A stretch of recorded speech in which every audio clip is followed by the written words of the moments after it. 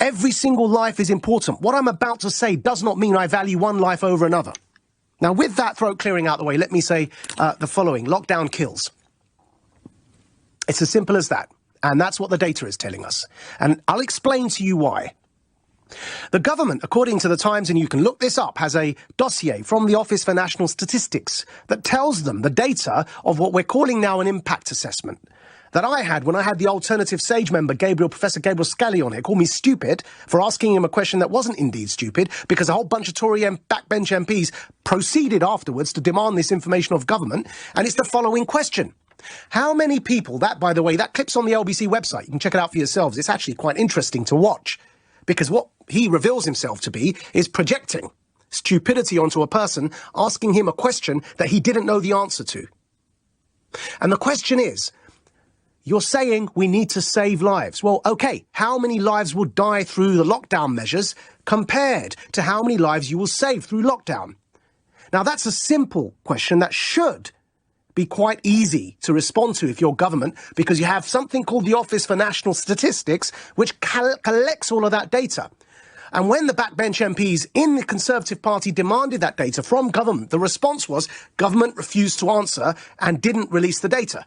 The Times then recently discovered that they do indeed have this information in a quote-unquote secret dossier that they refuse to release. And so it comes back down to that simple question. Do we know how many people would die because of lockdown compared to how many people will die if we do not lock down? And if we don't know that answer, then are we just clutching at straws in the dark?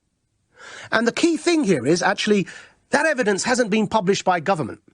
And so anyone claiming that they follow experts and evidence has no right whatsoever and no basis to say they're following evidence that lockdown works, because they haven't seen the evidence. We now know the government refuses to publish the evidence as to whether lockdown kills more people than not locking down. But I'll tell you who has published an impact assessment. It's the only one available when it comes to this particular question of whether lockdowns work or not. And that's Professor Philip Thomas from Bristol University. Now, why is he important? Because he happens to have done an impact assessment on whether lockdown kills more people or not. And it's the only one available. So if you claim to follow evidence and data, then what you should do is look at that evidence, because there is no other evidence published on that question. Now, his evidence, and he's a professor of risk management at Bristol, so you kind of think he'd know what he's talking about when it comes to risks of certain actions being taken and modelling for those risks. And what he said, and I'll tell you exactly where you can find this, it's an article by Stephen Adams, who's the medical editor for the Mail on Sunday. And it was published on the 8th of November, 2020, this year. And what he says, this is the headline: lockdown will claim the equivalent of 560,000 lives because of the health impact of the deep and prolonged recession it will cause. He, in his impact assessment, covered exactly this question as to how many people die if we don't lock down through COVID. And he said only 10% of the figure, quote unquote only, every death is too many, only 10% of the figure of the total that will die because of lockdown, 560,000, only 10% of that number will die through COVID by the lockdown measures that are there to protect lives. You have a 90% increase in death rates because of lockdown.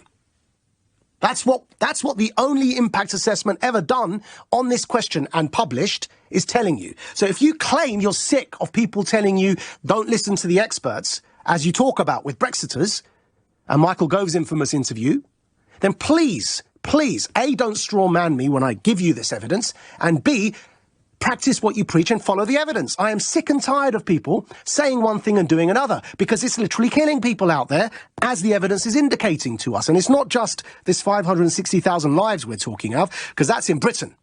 Then you look at what the head of the UN said. Hundreds of thousands of children would die this year alone because of the economic harm of lockdown globally. Now, if the evidence is telling us this, then why is the public being scared and bumped into supporting another lockdown? Well, another topic for another day, and I promise you I will address this, is the conflict of interests involved in those advocating lockdown. Now, whether you talk about Matt Hancock and his mate, the former pub landlord, who got a multi-million-pound contract for PPE, never having provided PPE to anyone before, his expertise was running a pub.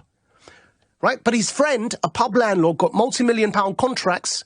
Now, whether it's that or whether it's Rishi Sunak's hedge fund that he founded with the majority share in vaccine companies, there are major conflicts of interest. Just go to the BMJ, the British Medical Journal, look up Kamran Abbasi, the executive editor, look up the editorial he wrote on this. It is absolutely damning.